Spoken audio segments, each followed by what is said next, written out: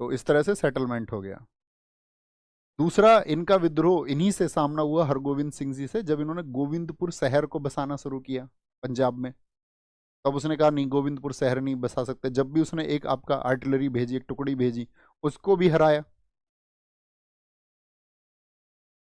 तीसरी स्थिति ये हुई कि इस समय पे एक डाकू होता था, डकैत, उसका नाम था बोधी चंद्र।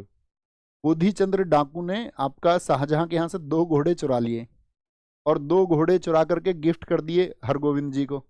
उन्होंने उनको स्वीकार कर लिया। अब वो बोला यार इन्होंने ही परेशान कर दिए, अब तो जो है सेना जाएगी। यही वो समय है जब सिखों के छठे गुरु हरगोविंद सिंह जी जो हैं, तब उन्होंने आपका कश्मीर में अपना निवास स्थान चुना था, कीरतपुर। तब वो कीरतपुर रहने चले गए थे। यहाँ तो बार बार विद्रोह की स्थिति है। तो ये 4 विद्रोह हैं उसके समय के, और कोई बड़ा विद्रोह उसके समय का नहीं है ऐसा। ठीक है, जिसमें 2 सबसे प्रमुख हैं। कौन कौन से? बुंदेलखंड का याद रखेंगे, और एक खाने जहां लोधी का। बात क्लियर है?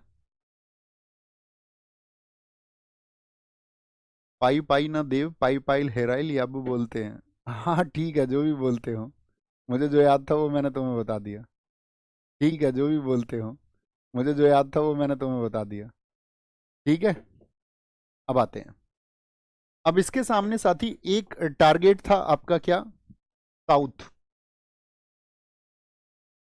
साउथ में जो इनको अपना एम्पायर एक्सपेंशन करना था, एम्पायर एक्सपेंशन इन साउथ, साम्राज्य विस्तार। अच्छा, दक्षिण में साम्राज्य विस्तार का सपना क्या अकबर ने भी देखा था? आप कहेंगे हाँ जी। क्या दक्षिण के लिए आपका अकबर के बाद में और भी प्रयास किए गए? आप कहेंगे हाँ, छोटे मोटे प्रयास होते रहे। शाहजहां ने उन्हीं चीजों को आगे बढ़ाया, और उन्हीं चीजों को जब उसने आगे बढ़ाया तो सबसे पहली चीज जो हुई वो थी आपका 1632। 1632 नहीं, 1633।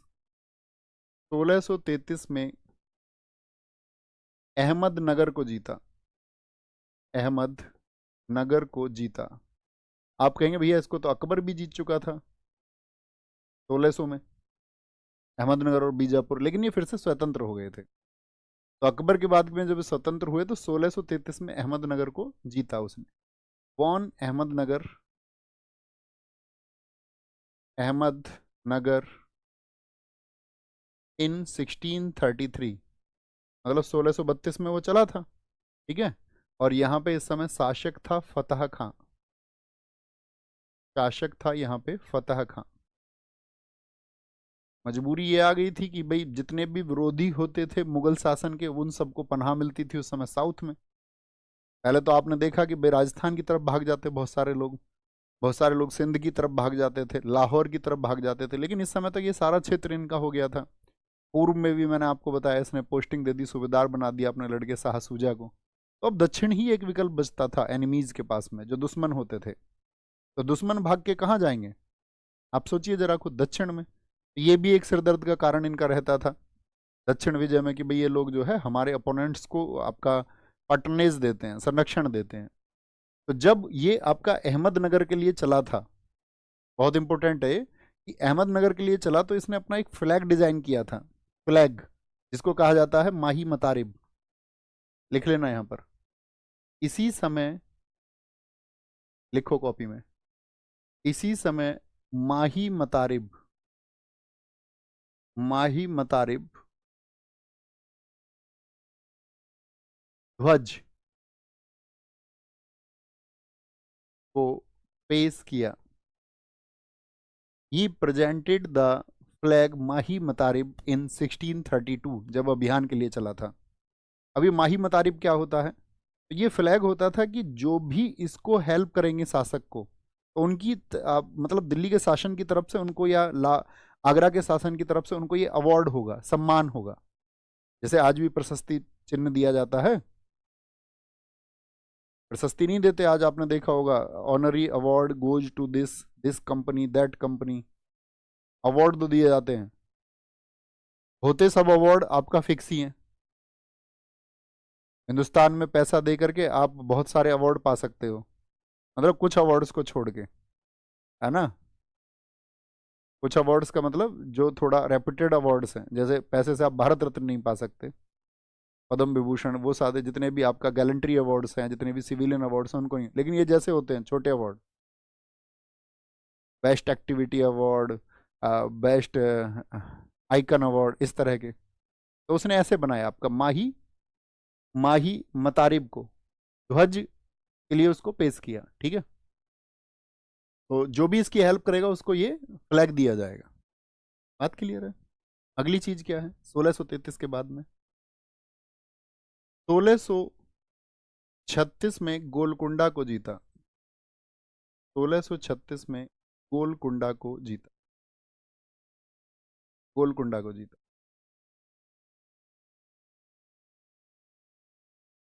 कौन? गोलकुंडा। ऐसे ही यहां पर था, गोलकुंडा में कौन था आपका, गोलकुंडा का जो शासक है उसकी डेथ हुई थी 1636 में, और यहाँ होते थे आपका सिया शासक, और जितने भी मुगल थे वो तो सुन्नी थे सब, तो यहाँ पे जितने भी सिया शासक थे, और ये सिया शासक ऐसे थे कि ये कभी भी इन्होंने एक्सेप्ट ही नहीं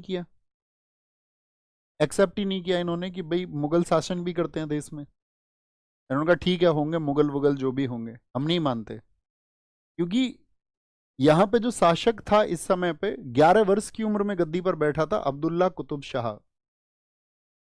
अब्दुल्ला कुतुब शाह ये इसी वर्ष में शासक बना था, और शाहजहां की नजर थी अच्छा ये हमारे शासन को नहीं मानते हैं गोलकुंडा वाले। ये लोग क्या करते थे, ये सिर्फ 4 खलीफाओं के नाम अपने सिक्कों पर अंकित करवाते थे, और दिल्ली की अधीनता मानने को तैयार नहीं थे। तो ये 11 वर्ष का बच्चा गद्दी पे बैठा तो शाहजहां ने अपनी सेनाएं भेजी, अब इसको हरा दिया गया बड़ी आसानी से। इसने बाद में हाथ जोड़ लिए, बाबू जी गलती होगी। बोले गलती वलती कुछ नहीं, 8 लाख रुपए वार्षिक पैसा दोगे, एक तो 8 लाख रुपए पैसे देने पड़ेंगे, पैसे नहीं सॉरी, 8 लाख रुपए धन। बोले ठीक है दे देंगे। दूसरी चीज, जितने भी सिक्के बनेंगे 4 खलीफाओं के अलावा शाहजहां का नाम भी लिखा जाएगा।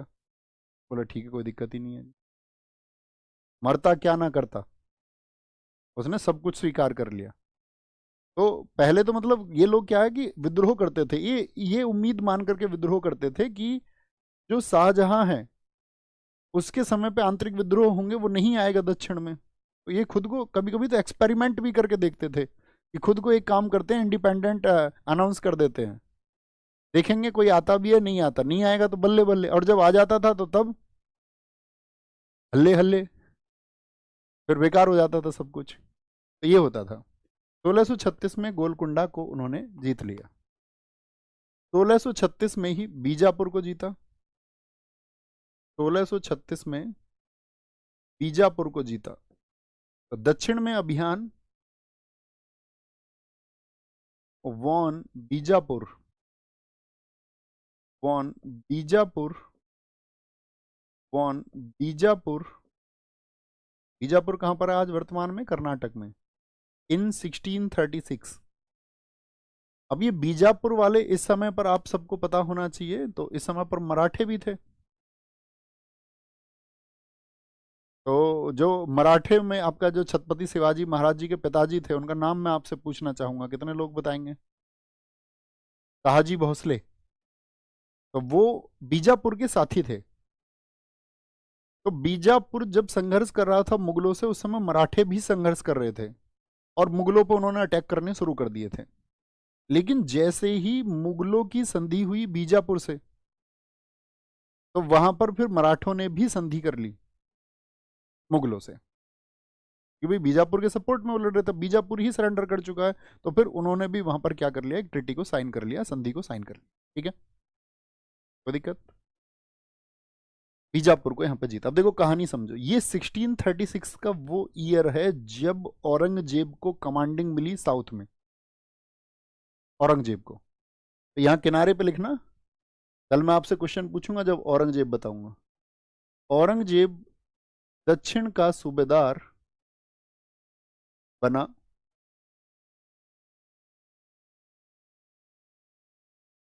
Commanding of south given to Aurangzeb, 2 बार बना। पहली बार बना 1636 से लेकर के 1644, 8 वर्ष के लिए। पहली बार जो उसको कमांडिंग मिली कितने के लिए मिली? 8 वर्ष के लिए। और इन 8 वर्ष में उसने क्या किया कि जितना भी मुगल क्षेत्र था दक्षिण का जीता हुआ, उसके 4 हिस्से कर दिए। 4 हिस्से क्या बोलेंगे? इसने जो आपका मुगल साउथ जोन था, यानी मुगलों के कंट्रोल में जो था, मुगल साउथ एरिया जो था, उसको 4 हिस्सों में बांटा। 4 हिस्से कौन कौन से थे? एक हिस्सा बनाया उसने खानदेश। खानदेश में कौन सा किला मैंने बताया था कि भाई साउथ का एंट्री गेट इसको माना जाता था? याद है, जिस पर अकबर ने भी अटैक किया था, असीरगढ़ फोर्ट 1601, अकबर की अंतिम विजय भी थी वो। तो इसने खानदेश, जिसकी राजधानी हुआ करती थी, खानदेश की राजधानी क्या हुआ करती थी? बुरहानपुर। एक हिस्सा तो इसको बनाया इसने, बुरहानपुर। दूसरा हिस्सा इसने किया आपका बरार प्रदेश। बरार की कैपिटल बनाया एलिचपुर को। एलिचपुर, एलिचपुर मैंने एक जगह और पढ़ाया था आपको, याद हो तो, जब हम पढ़ रहे थे आपका किसको, अलाउद्दीन खिलजी को, कि रामचंद्र देव ने वादा किया था एलिचपुर की जो भी इनकम होगी उसको देने का अलाउद्दीन खिलजी को। तीसरा क्षेत्र बनाता है वह है आपका तेलंगाना। तेलंगाना, इसकी राजधानी हुआ करती थी आपका नंदेर। और चौथा जोन उसने बनाया अहमदनगर। ये वो क्षेत्र हैं जो इस समय तक किसके कंट्रोल में आ चुके थे? मुगलों के। अहमदनगर की राजधानी भी अहमदनगर ही थी, ठीक है। तो पहले तो इसने जब आपकी कमांडिंग औरंगजेब ने ली, तो औरंगजेब ने उसको 4 हिस्सों में बांट करके उस कमांड को संभाला। दूसरी पोस्टिंग जो आपका इसकी हुई, दूसरी सेकंड सेकंड पोस्टिंग, सेकंड हुई 1652 से 8 वर्षों के बाद में। पहले 8 वर्षों के लिए हुई 1636 में, क्या बोलोगे? 8 वर्षों के लिए। और फिर 8 वर्षों के बाद में 1657 में। बाकी औरंगजेब का औरंगजेब के टाइम पे जानेंगे कि इन बीच के भैया फिर क्या कर रहा था वो 8 साल तक। अभी इतना जानो, ये शाहजहां का समय हम पढ़ रहे हैं। तो जब उसको दूसरी पोस्टिंग मिली तो इस समय पर इसका जो टारगेट था, टारगेट ये था कि जितने भी मुगल सूबे हैं, सॉरी ऐसे ही समझाता हूं, समझ जाओगे आसानी, कि जितने भी मुगल सूबे हैं उनसे एक्सपेक्टेड इनकम थी कि 4 करोड़ एनुअली आना चाहिए। 4 करोड़ कितनी उम्मीद करते थे कि भाई इन क्षेत्रों से कितना आना चाहिए सालाना? 4 करोड़। लेकिन वास्तव में इस समय पर इनकम थी 1 करोड़ एनुअल। तो यहीं पर मुर्शिद कुली खां खुरासानी नामक व्यक्ति को इसने अपॉइंट किया और दक्षिण में भू व्यवस्था को सुधारा। कहा जाता है कि औरंगजेब का जब दूसरे अपने काल में सूबेदार बना दक्षिण का, तो दक्षिण में मुगल क्षेत्र की कोई ऐसी भूमि नहीं बची जिस पर खेती ना होती हो। उसने सबके लिए आदेश दिया और खुरासानी ने वहां पर व्यवस्था लगाई किसकी? टोडरमल की। टोडरमल की व्यवस्था को उसने दक्षिण में जाके लागू किया। तो क्या बोलेंगे? सेकंड पोस्टिंग के टाइम पे कौन व्यक्ति मैंने आपको बताया? मुर्शिद कुली खां। मुर्शिद कुली खां खुरासानी, मुर्शिद कुली खां खुरासानी। इसके लिए इसने क्या किए थे? यहाँ पे भूमि सुधार पूछेगा आपसे। औरंगजेब के समय दक्षिण में भूमि सुधार किसने किए थे? तो मुर्शिद कुली खां खुरासानी ने। तो यानी कि दक्षिण में अब आपने देखा उसने क्षेत्र को टेक ओवर भी कर रहा है, शाहजहां का लड़का, और वहां की भू व्यवस्था को भी संभालने का काम कर रहा है। और साथ में तीसरी चीज क्या है कि उसने प्रत्यक्ष रूप से गोलकुंडा, बीजापुर, इन सबको जीत लिया है। यहां पे लिखना 1656 में पुनः गोलकुंडा पर आक्रमण किया गया। क्यों भैया? गोलकुंडा पर पुनः का मतलब फिर से आक्रमण किया, ठीक है। Attack on Golconda